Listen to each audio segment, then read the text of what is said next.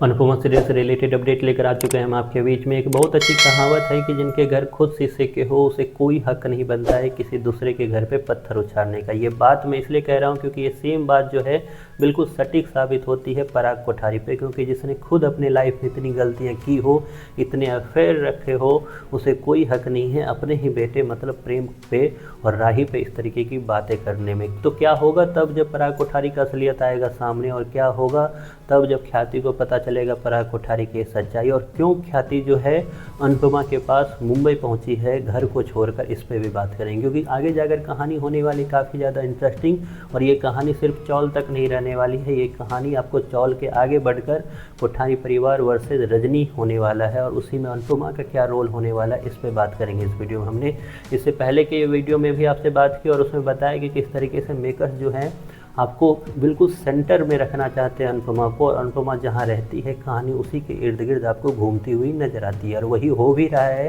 कि अनुपमा अगर मुंबई पहुंची है तो मुंबई में ही चौल की कहानी है, और कोठारी परिवार को क्योंकि उससे लिंक करना है तो रजनी का भी संबंध जो है पास्ट का वो कोठारी परिवार से दिखाया गया है। रजनी जो है वो कहीं ना कहीं पराग कोठारी से स्टार्टिंग में उसका पहला प्यार के रूप में जुड़ी थी, जिसको पराग कोठारी अब तक भुला नहीं पाया। वो पराग कोठारी और वो वसुंधरा कोठारी जो इतनी बड़ी बड़ी बातें करते हुए नज़र आ रहे हैं, अब उससे समझिए असलियत कि पराग कोठारी की एक शादी हो चुकी है, ये दूसरी शादी है ख्याति के साथ। इसके अलावा एक और लड़की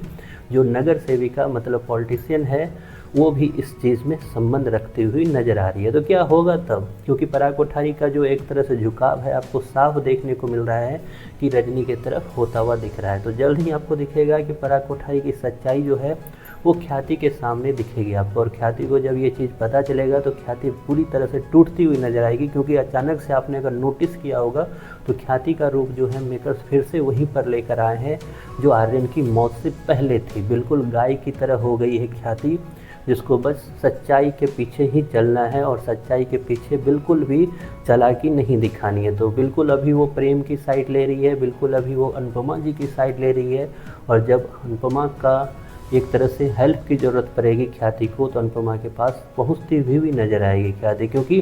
एंड ऑफ द डे में जाकर ये आपको दिखाई देगा किस तरीके से अनुपमा के साइड कुछ लोग जाकर रुकेंगे और वहीं पे कुछ लोग कोठारी परिवार में दिखेंगे, और बीच में चलेगा फिर से द्वंद्व किस चीज़ को लेकर कि कौन गलत कौन सही को लेकर। जी हाँ, क्योंकि इससे पहले आपने देखा कि किस तरीके से कोठारी परिवार जो एक एक करके शाह परिवार के हर एक मेंबर को शाह परिवार में वापस पहुंचाता हुआ नज़र आया,